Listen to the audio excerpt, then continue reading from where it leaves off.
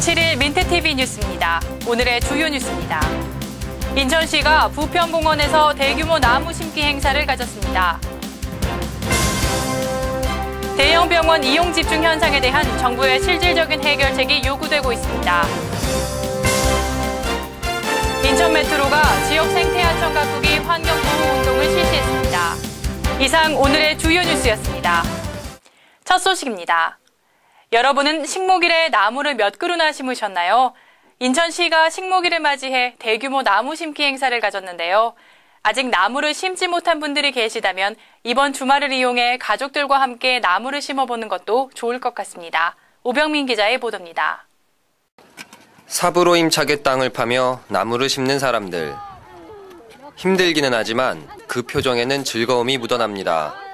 제가 오늘 처음 나무를 심는데 날씨도 좋고 해서 너무 기분이 좋고요. 제가 심은 나무가 잘 자라줬으면 좋겠어요.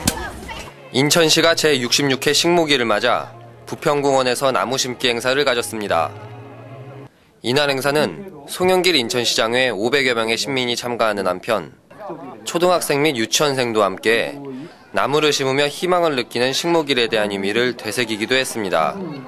우리 인천의 미래를 위해서 나무를 심는 것처럼 또 아이들도 미래의 동량으로 키우기 위한 교육사업도 함께 진행하겠다는 말씀을 드리겠습니다. 왕벚나무와 화살나무 등 약 1,900그루의 나무를 심었던 이날 행사는 나무 나누어주기 행사도 함께 시민들에게 큰 기쁨을 안겨주었습니다. 깨끗한 대자연을 아이들에게 물려주기 위해 조금 더 노력해야 할 때입니다. 민트TV 뉴스 오병민입니다. 지난 3월 17일 보건복지부가 대형 병원을 찾는 경증 환자들의 진료비 및 약제비를 인상하는 방안을 발표했다가 전국 시민단체들의 반발로 하루 만에 보류했습니다. 하지만 환자들의 대형 병원으로의 쏠림 현상을 막기 위한 방안은 꽤 시급해 보입니다. 보도에 배영수 기자입니다. 첨단 검사 장비들과 큰 규모를 동시에 자랑하는 인천 지역의 한 대형 병원입니다. 보건복지부는 최근 이러한 대형 병원에서 경증 환자가 진료를 받을 경우 진료비 및 약제비를 인상하는 방안을 발표한 바 있습니다. 그러나 인상된 진료비와 약제비가 고스란히 시민 부담으로 돌아가는 것을 우려한 시민단체들이 반대 성명을 발표하며 결국 보류되고 말았습니다. 이렇게 보건복지부의 준비 없는 방안은 문제가 있었지만 대형 병원으로의 소위 쏠림 현상을 막기 위한 노력은 필요하다는 것이 대체적인 의견입니다. 몇몇 시민단체들의 주장 중 완벽하진 않지만 설득력 있는 것은 대형 병원의 진료 범위 및 진료량을 통제하는 방안입니다. 정밀한 검사 등은 대형 병원을 피해갈 수 없겠지만 검사가 종료된 상황에서의 인파가 많은 대형 병원 이용은 몇몇 경우를 제외하면 사실상 큰 의미가 없기 때문입니다. 엉성한 정책을 내놓았다가 하루 만에 입장을 바꾼 정부. 국민 혼란 없는 실질적인 대안을 정부가 발표할 수 있길 바랍니다. 민트TV 뉴스 배영수입니다. 인천시는 매년 봄이 되면 환경보존운동을 펼쳐왔는데요. 이번에는 인천 메트로가 시와 뜻을 함께하기 위해 두 팔 걷고 나섰습니다. 인천 메트로가 남동구에 위치한 승계천에서 지역 생태하천 가꾸기 환경보호운동을 실시했습니다. 100여 명이 참석한 이날 행사는 이광영 인천 메트로 사장의 주최하에 쓰레기 수거 및 자풀 제거 등 하천 내 정화 활동 위주로 진행됐습니다.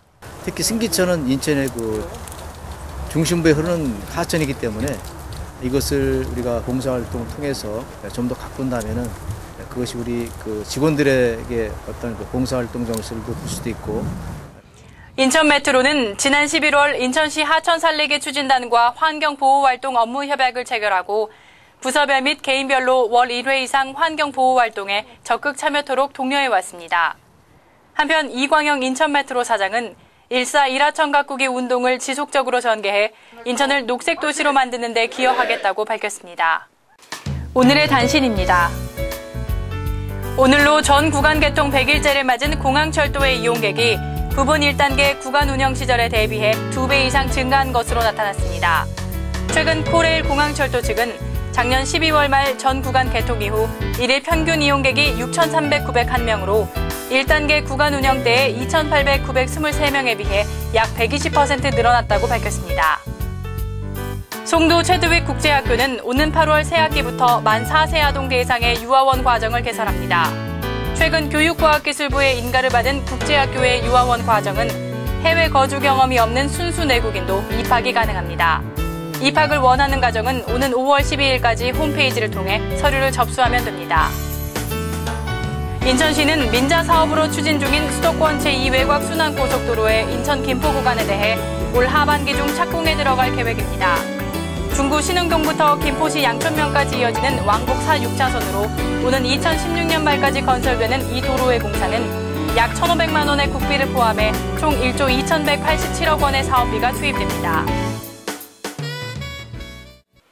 이상으로 4월 7일 민트TV 뉴스를 마치겠습니다. 시청해주신 여러분 고맙습니다.